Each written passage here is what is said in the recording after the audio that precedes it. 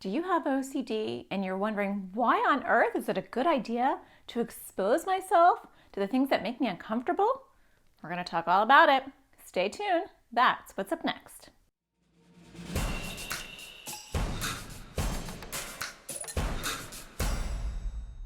Hi, my name is Natasha Daniels. I'm a therapist and make videos for people with anxiety and OCD. And today I want to talk to you about something that I get asked a lot. Why is my therapist trying to expose me to the things that make me the most uncomfortable? Is that you?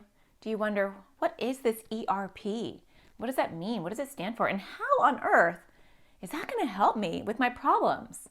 Well, I want to explain it to you so that you realize just how powerful a tool exposures and ERP therapy can be. So ERP stands for Exposure Response Prevention, which basically means poking back at the beast. It's talking about instead of being on the defensive. OCD loves for you to be on the defensive. You're always like, oh my gosh, I'm having this upsetting thought or feeling, and I don't like this feeling.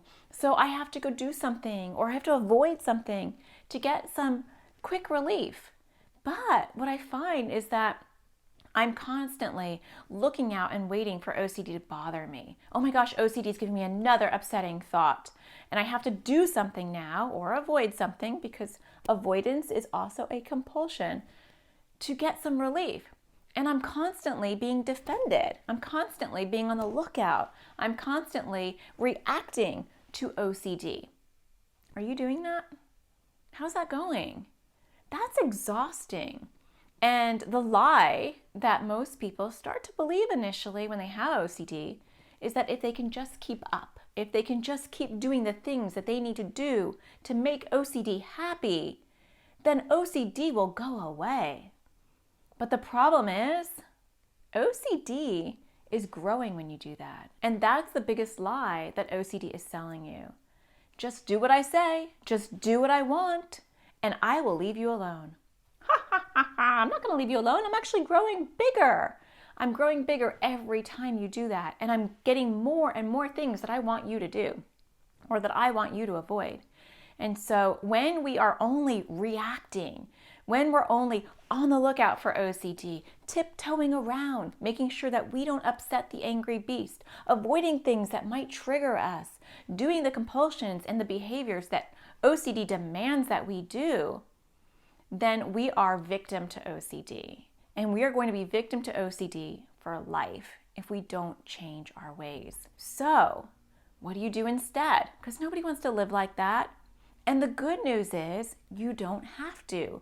There has been a lot of research in ERP. There's been a lot of evidence that has shown that when you go back and you punch OCD in the face, when OCD is not bothering you, you say to OCD, hello, I'm going to take all the things that you upset me with, and I'm going to train my brain to sit with that discomfort because I'm tired of being bullied by you.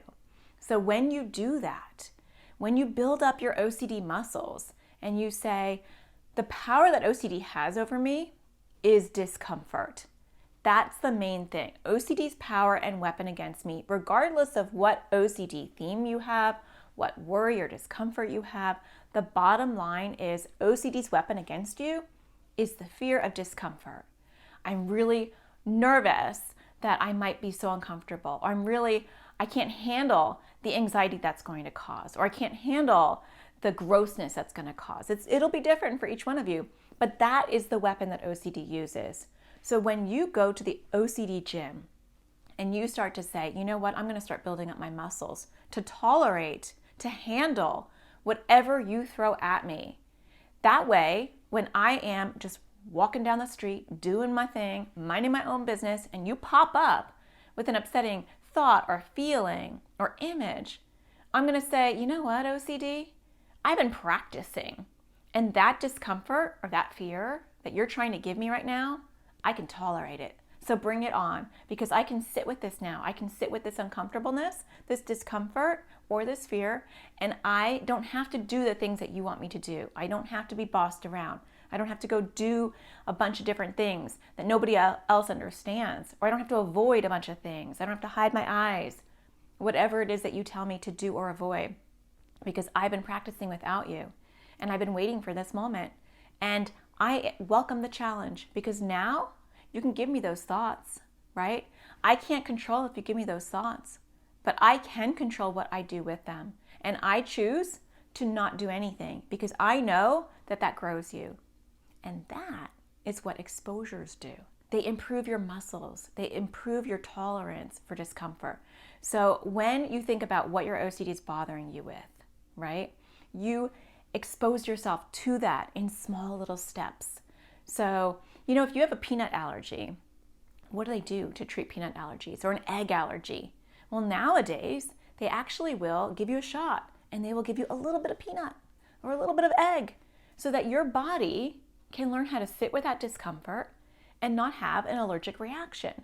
And over time, people can have peanuts or they can have eggs, depending on their doctor, because they've systematically exposed themselves to it in little small steps so that their body can handle it and get used to it.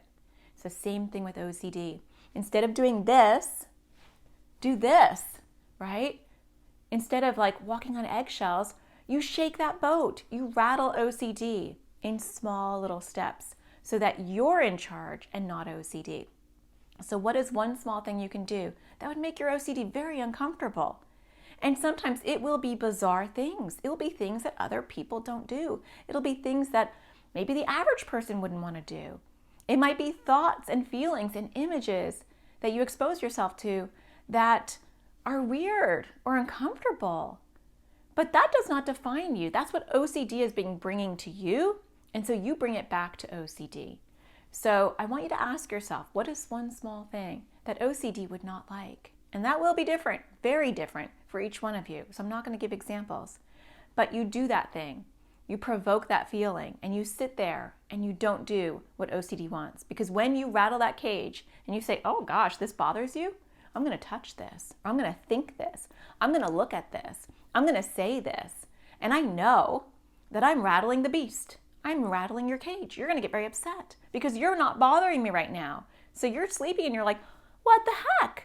I'm not bothering you. What are you doing? And you're like, I'm going to the OCD gym. I'm learning how to tolerate you. I'm learning how to upset you so that I can get strong and get my life back. And then guess what happens with OCD? It starts to act like a 2-year-old. You can't do this. You need to do a compulsion. You need to go do this, or you need to avoid that. Do it right now.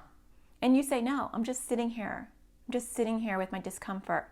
I'm sitting here annoying you like you annoy me. And I can handle it. And I'm going to do this every day. And I'm going to get stronger and stronger and stronger until when you bother me, I can handle it. And I will ignore you. And I'll just sit with those thoughts. And I will do nothing about them until you get smaller and smaller and more insignificant and tiny in my life. And that is the power of ERP. Well, I hope that you find my videos helpful. I hope that you find the sparkle in everything you do.